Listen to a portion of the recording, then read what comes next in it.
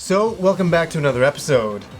And this episode is kind of a bummer episode. It really is. And let's kind of start from the beginning here, where I kind of first heard about this news.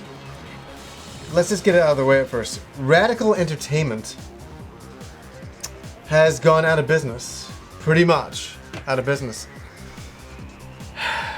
And yeah, it's just a bummer. I was actually on Twitter today, and I actually saw it retweeted, and I was like, Radical Entertainment is gone? They're closing the doors? I was so stunned about it. I couldn't believe it. And the reason why is actually Radical Entertainment is in Vancouver, my hometown here. So it kind of hits me a little bit hard too, is because I actually went to apply for a job there years ago, and I went into the building, and it was an impressive building. I can tell you, it was unreal. Like the arcade machines for staff to use, fully catered lunches and all that. So I kind of came out of art film school, and I went and dropped off my art portfolio, and they probably get the best portfolios in the world there. So I never heard back from them, but I was able to see this building, and it was pretty incredible. And then something even more funny is that Rob did some maintenance on their building. He was doing a job over there, and he talked to the guys, and they were super nice to him. And they let him play Prototype 2 and all that great stuff, and gave him a lot of great swag.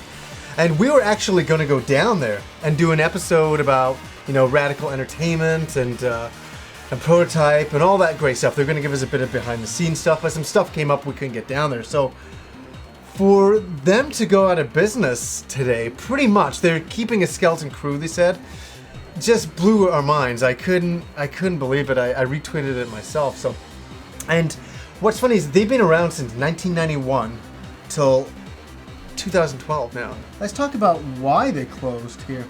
Let me actually read some of the stuff here.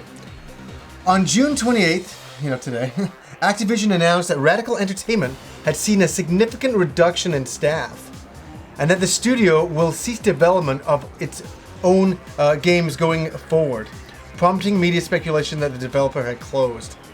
And then they basically said that Prototype 2's failure to really, you know, kind of catch on, make a lot of money, was kind of the reason for this. So they were betting the bank on Prototype 2, and it didn't do too well, which is unfortunate.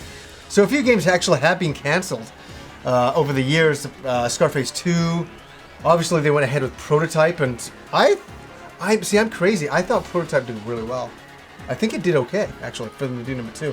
Number 2 didn't do well at all. It's such a bummer. So, you know, I just wanted to make this video, and just my condolences to everybody who worked at Radical Entertainment. It's just, man, it's the worst thing in the world. I know what it's like. I worked at a software company for years, and I lost my job because the company went out of business. And I tell you, it's devastating to lose your job. It really is. You're part of a family. It's kind of like mourning a death, as unusual as that is. You're so close to the people you work with, the work that you do on a daily basis, and you come into work one day and you just find out that the place is closed. It's just devastating. So I really just want to say I really feel terrible for all the families out there in Vancouver tonight, you know? Like, that's horrible. So this is what I want to do, is just look back on some of the games that they've made.